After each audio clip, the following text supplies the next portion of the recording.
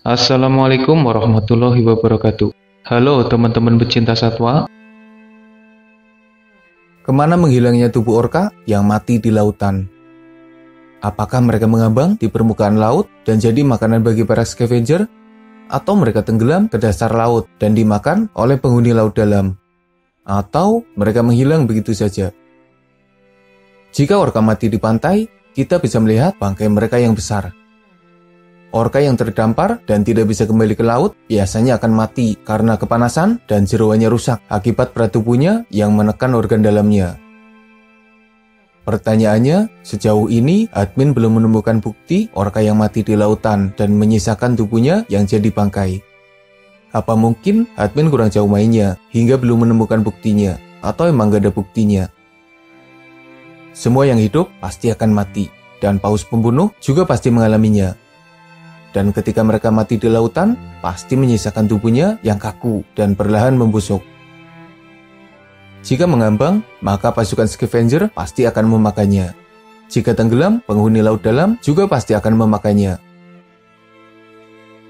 Menurutmu, apakah bangkai orka akan mengambang atau tenggelam? Pertanyaan yang berbeda dengan jawaban yang hampir sama. Bagaimana proses hiu putih ketika melahirkan? Karena sampai saat ini belum ada dokumentasi yang jelas. Bahkan mencari hiu putih dan anaknya yang masih kecil adalah sesuatu yang sulit. Masa iya hiu putih lahir dan langsung dewasa? Kayaknya khayal banget. Pasti mereka terlahir dengan tubuh kecil dong. Hiu putih lumayan berbeda dengan hiu lainnya. Beberapa jenis ikan hiu dikatakan jadi kanibal di rahim sang induk. Persaingan sudah terjadi sejak mereka belum lahir. Sementara hiu putih dipercaya tidak saling memangsa di dalam rahim sang induk. Artinya, induknya bisa melahirkan lebih dari satu anak.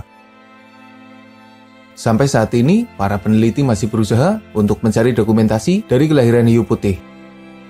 Apakah mereka melahirkan di dasar laut, di permukaan laut, atau bahkan asal melahirkan gitu aja? Masalahnya, hiu putih adalah hewan yang berbahaya. Mereka agresif dan susah didekati oleh manusia. Hiu putih juga susah dipelihara, karena mereka adalah tipe petualang yang tidak betah jika harus hidup dalam wadah yang sempit. Semoga nantinya bakal ada dokumentasi dari kelahiran hiu putih. Harimau diyakini jadi salah satu pemangsa gajah yang ada di Asia. Banyak sekali laporan yang mengatakan bahwa harimau berhasil memburu gajah. Mulai dari gajah yang berukuran kecil hingga gajah dewasa. Semuanya bisa dikalahkan dan dimangsa oleh harimau yang biasanya berburu sendirian. Masalahnya, mencari bukti perburuan harimau terhadap gajah adalah sesuatu yang sulit. Memang ada beberapa interaksi di antara mereka. Biasanya harimau sangat agresif dan coba menyerang gajah. Tapi akhirnya gagal. Harimau mundur dan meninggalkan mangsa besarnya. Apakah harimau memang benar-benar mampu untuk memburu gajah? Mencari bukti perburuan harimau bukan perkara mudah. Berbeda dengan singa yang hidup di savana, di mana manusia bisa mendokumentasikan kehidupan mereka dari jauh. Ditambah, singa juga tidak terlalu terganggu dengan kehadiran manusia di sekitarnya. Harimau hidup di dalam hutan. Mendokumentasikannya dari jauh pasti terhalang pepohonan dan semak belukar. Mendekatinya juga susah, karena harimau tidak menyukai kehadiran manusia yang ada di sekitarnya. Jadi wajar aja jika bukti perburuan harimau terhadap gajah terbilang jarang. Mau merekam kehidupan harimau yang hidup bebas saja masih susah. Momennya belum tepat aja sih. Semoga nantinya ada dokumentasi yang jelas tentang perburuan itu. Seperti yang sudah admin bahas dalam salah satu video sebelumnya. Sampai saat ini belum ada bukti perburuan terhadap badak yang berhasil. Bahkan sekelas pasukan singa saja masih mengalami kesulitan meski berkali-kali memojokkan seekor badak. Apa yang menyebabkan badak susah dikalahkan? Atau sebenarnya badak bisa dikalahkan, tapi dokumentasinya saja yang belum ada? Ada beberapa pemangsa yang berpotensi mengalahkan badak. Ada pula bukti pemangsa yang memakan badak. Tapi jika kita mencari bukti perburuan badak hingga mereka jatuh dan lalu dimangsa, sampai saat ini admin belum menemukan buktinya. Badak hidup di Afrika dan di Asia. Mereka menghadapi beberapa musuh alami yang berbahaya. Gajah bisa saja mengalahkan badak. Bahkan kuda Nil juga sering mengalahkan badak. Tapi entah kenapa, para pemangsa seperti kesulitan ketika memburu hewan berjula itu. Menurut beberapa informasi, badak pernah dimangsa oleh singa, hyena, dan bahkan harimau. Sayangnya, bukti perburuan itu belum ada. Bukti paling mendekati adalah ketika hyena memakan badak dalam kondisi hidup-hidup, tapi tidak tahu bagaimana kelanjutannya. Lalu ada pula singa yang memakan badak dalam kondisi hidup-hidup, tapi sepertinya badak itu memang sudah sekarat dan bukan karena serangan dari pasukan singa. Mungkin suatu saat nanti bakal ada bukti perburuan badak yang jelas, menunjukkan bagaimana pemangsa berhasil merobohkan hewan darat dengan ukuran terbesar kedua itu. Hyena berkali-kali mengalahkan singa dewasa. Anjing liar berhasil memojokkan seekor singa. Cheetah juga pernah menyebabkan singa kabur dan melarikan diri. Dan bahkan seekor anjing juga berani melawan 2 singa. Tapi sampai saat ini, admin belum menemukan bukti di mana singa dibuat mundur oleh macan tutul.